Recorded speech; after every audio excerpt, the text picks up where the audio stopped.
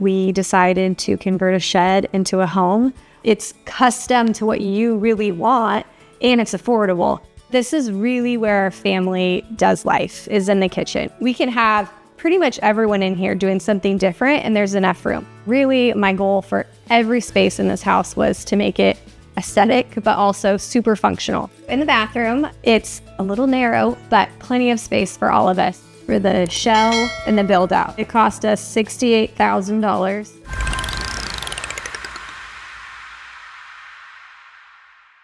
Hi, we're the Hollands. Welcome to our shed house.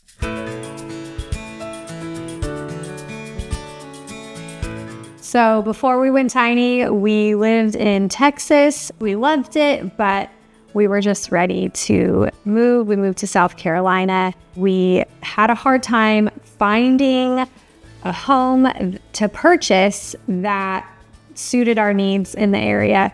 Rentals were very scarce, and so we decided to convert a shed into a home while we build our permanent house on our property.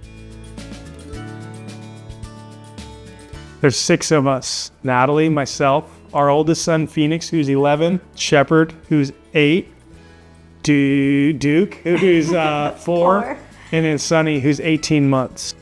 The idea of turning a shed into a house was, I feel like my mom, she was talking about it. We were like, that's a weird idea. Why would you do that?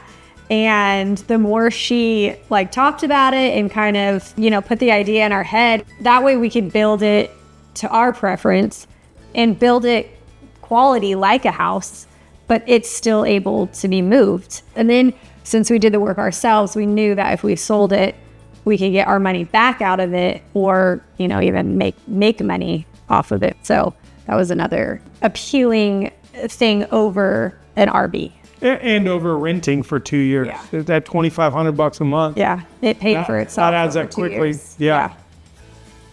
We purchased the shell of the house. The interior was the project of a lifetime. You did it. You built a house. We did. Yeah, I built a house. I did everything except for the drywall finishing and the insulation, spray foam insulation, because we added a ton of weight to it that a normal shed wouldn't have. We did a lot of upgrades to it: 12-inch on center floor joists, increased the thickness of the subfloor.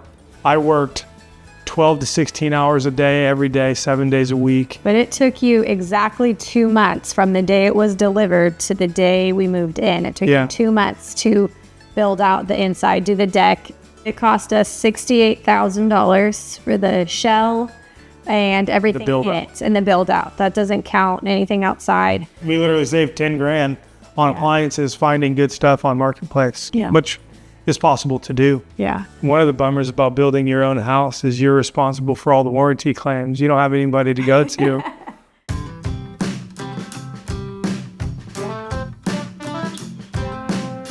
Hey guys, I'm going to show you the outside of our 16 by 48 shed conversion. Being that it is a smaller home, we wanted to make sure we maximize the impact of the outdoor space that we made. What I'm standing on now is just a wood deck. I literally found some pallets that were on Marketplace for $50 a piece. Not ideal for a long-term deck solution, but being that this is a temporary living situation for us, I made the best of it. The construction of this deck took me a day. I literally just brought in pre-constructed pallets, put them on some concrete blocks, added the railing so the baby doesn't fall off into the abyss. The exterior lights, whenever we decide to sell it and move it down the road, the stuff that you're gonna see that's attached to the sides of it will have to come off, because by law it has to be 16 feet wide or less. But I'll show you in a minute. On both ends we have an AC unit, and then the water heater and the electric panel that will stay whenever it sells. When this thing got delivered, they dropped it on the road and dollied it all the way in to where it sits now. And then part of the delivery process was they leveled it as well. So it was really kind of fascinating to watch a small dolly move this huge monstrosity of a shed 100 yards or so to its final resting place. Moving over here, we've got the mini split system. One thing that I wanted to do with the mini split, the water plumbing, The electrical was, I wanted to make sure that I was tucked up underneath the skids of the shed, so that if and when we decide to sell it down the road, you don't have to take anything out. It's literally all tucked up under the skids. And whenever I finally get the insulation and the skirting done on it, the insulation will encapsulate everything. They'll just back the truck up to it here. I won't have to remove any of the existing plumbing, electrical, or the HVAC lines. And they'll just pull it straight onto the truck and take it to wherever its final destination is. As you can see, it slopes down here again. Right here is just gonna be grass for us. I'll build the kids a play structure right here.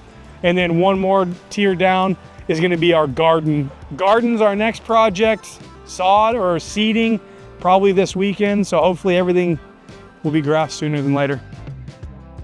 So now we're at the opposite end. This is the kitchen end. You can see the windows there. This is the 100 amp breaker box. I ran the power from the backside of the barn to here to supply the whole thing. So we opted to have a propane hot water heater. Quite literally never have an issue. We could run every sink, every outlet, every whatever with hot water, and never run out of hot water. So right when you come in the front door, we really wanted to do sort of a little entryway that felt like its own little space, like a real house, along with a drop zone. So we added this closet, which sort of separates it from the dining area, and it houses so many valuable things. So in here we keep jackets, hats, backpacks, and then our printer, router. We have a little dresser in here for extra storage.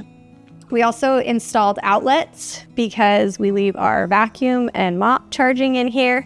It's just a really great way to hide away all the things you don't necessarily want to see while adding really good functional storage. So from there, we added in this fun little dining area. When we were originally doing the plan, we weren't sure that we were going to have room for a kitchen table, but we were so thankful that we did. So we built this table to fit the space. We added in this bench seat that has storage underneath, which is really great. We have some homeschool supplies under there, things we don't get to super often, but just another place to tuck things away. We added these windows for light and like a fun little light, and kind of try to make this feel like a dining space, even though it's so small. From there, we go into the kitchen, which is very large, but this is really where our family does life, is in the kitchen. We cook everything from scratch. The boys are in here cooking with me. We homeschool, and there's always little boys sitting at these stools as I'm making things. So we really knew we needed to make this space big, so we can have pretty much everyone in here doing something different, and there's enough room. We opted for only lower cabinets, and it's been plenty of space. We did the dishwasher, range hood, everything that you would have in a traditional home, except for a microwave. However, you could have added that. We just don't use a microwave. We did a beautiful stove that was really kind of the focal point of the kitchen. We did whitewash butcher block countertops. Over here, we did a couple open shelves just to add a little bit of functional space for things we reach for often, cups and bowls, and then also just to add some visual interest in that little corner over here. Full-size counter depth refrigerator, and then another non-negotiable was our pantry. So having a pantry to walk into and just have somewhere for all of our food was so important. So I'm going to show you that over here. It kind of works too as separating the living room from the kitchen, so it kind of has like a dual purpose. We have these fun little doors that just slide open, and as you can see, it's kind of a little mini walk-in pantry, so I can actually come in here. We did shelves all the way to the ceiling, so we have the stool, it just kind of lives in here, so I can reach things up there. This has been so functional. I keep small appliances in here, blender, toaster, they just stay plugged in. I don't even have to pull them out.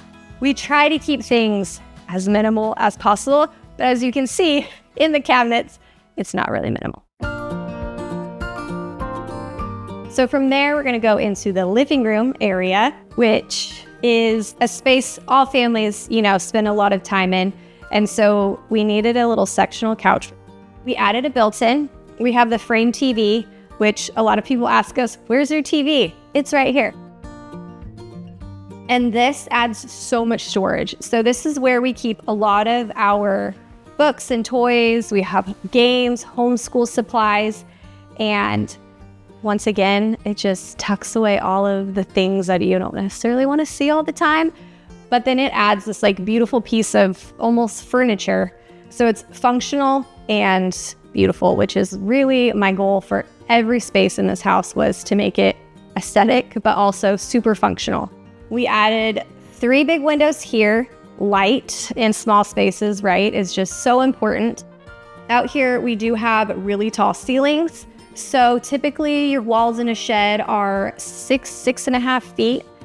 We opted to raise them up another foot. So we have 7.5 foot walls. And then from there, the roof line goes up another few feet. And so we have 11.5 foot tall ceilings, which I think really makes it feel so much bigger and so spacious in here.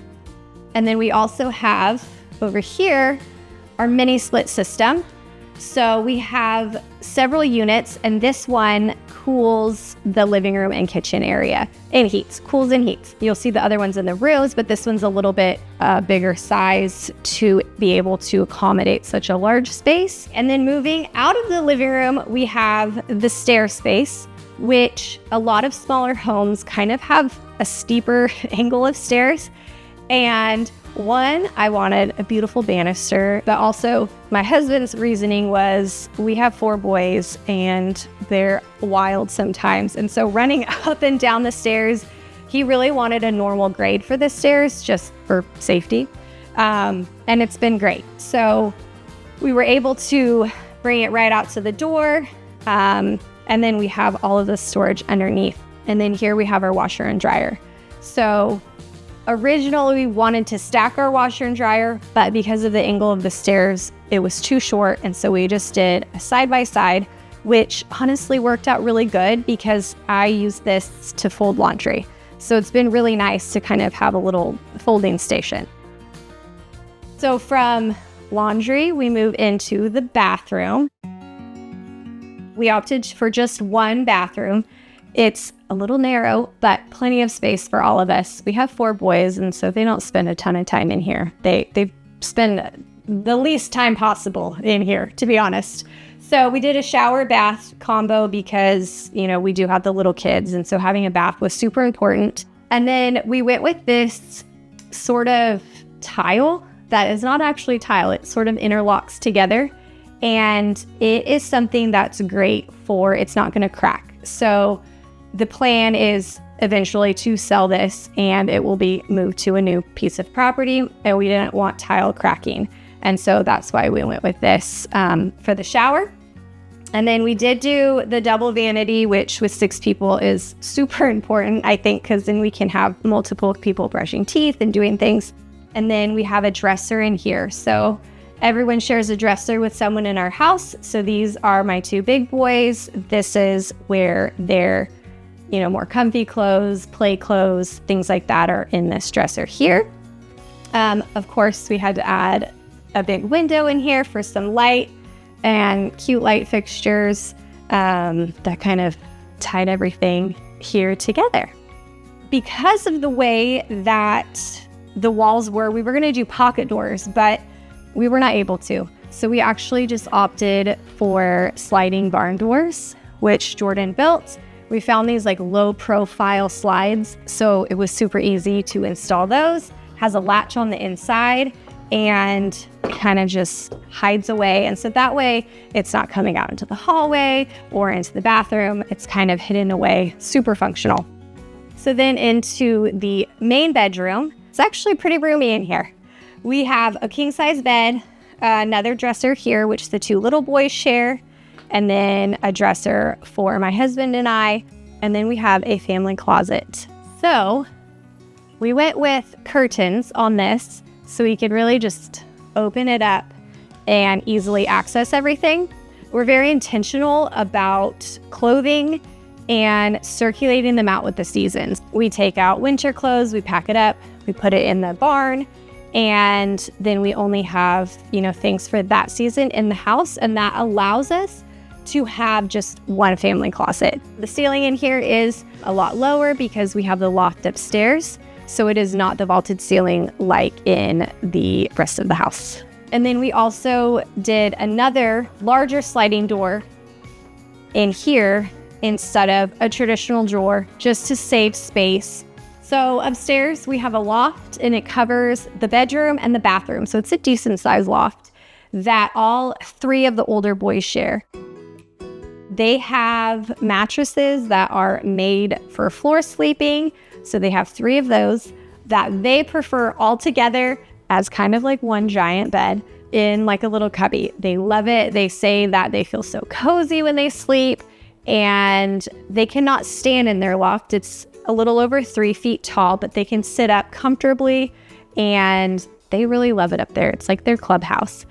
They have tons of Legos that they love to play with, and they love that it's in their loft because I don't complain about Legos all over my house, and they can just go up there and build for hours. They also requested that I don't make it aesthetic. So they just have their Legos and their beds, and that's pretty much it up there. All of their little trinkets that they collect, and it's kind of just like a boy zone, and I have honored that as much as it kills me. But they love it up there. It's their cozy little clubhouse.